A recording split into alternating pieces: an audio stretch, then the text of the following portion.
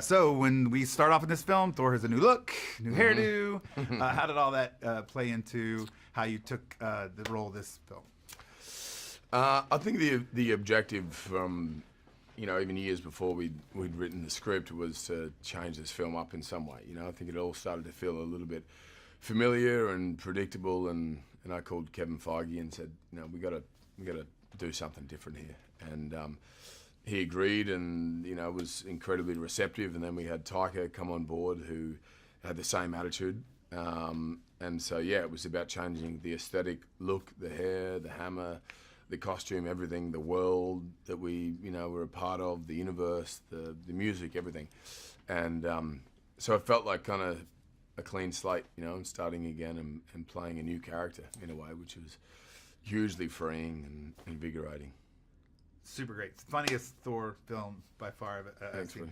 So what makes Thor more relatable as a superhero in this film?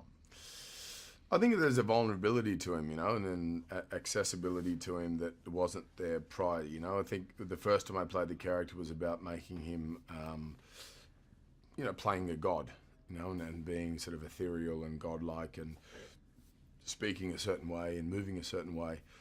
But the problem is with that is that then it's good for one film, but then after that you sort of hit a ceiling and you have nowhere to go. And so this film was about kind of stripping that back and having a greater access to that vulnerability and relatability about he's one of us. He has the same problems that we all have. He has the same insecurities that we all might have, or the same sort of concerns or fears or whatever.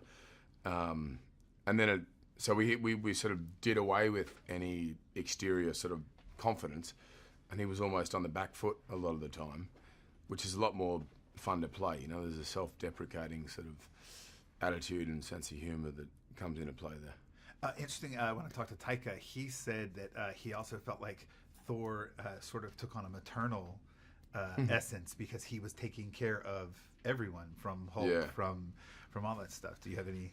Yeah, sure. I think it's. I think there was a reluctance to do that, more so than the other films. I think prior it was because that was his duty, and he should fill that role. Whereas this time around, he'd sort of denied that role, yet was thrust into a position where he had no choice. And even if he didn't know what the hell was going on or how to handle it, he had to sort of step up and do it. And it was nice. Then you have, Tessa Thompson, for instance. Her character has this Han Solo quality to her, and this brashness and confidence, which puts Thor on the back foot and brings out a whole different quality again. So, last question, because they're going to wrap me up. When you were shooting in Brisbane? Mm-hmm. Yeah, Brisbane and the Gold Coast. Brisbane, there was this amazing outpour, like fans constantly. It's kind of hard to shoot sometimes. Tell us how exciting that was to have that all happening around the set. Yeah, it was great. I mean, that's sort of close to my hometown, and I hadn't worked there in Australia for probably 10 years. So to bring this film back there and with this kind of energy, and then go to Brisbane and have thousands of people turn up to have a look at the set and meet us, and so on, was hugely overwhelming and a moment I'll never forget. It's pretty special.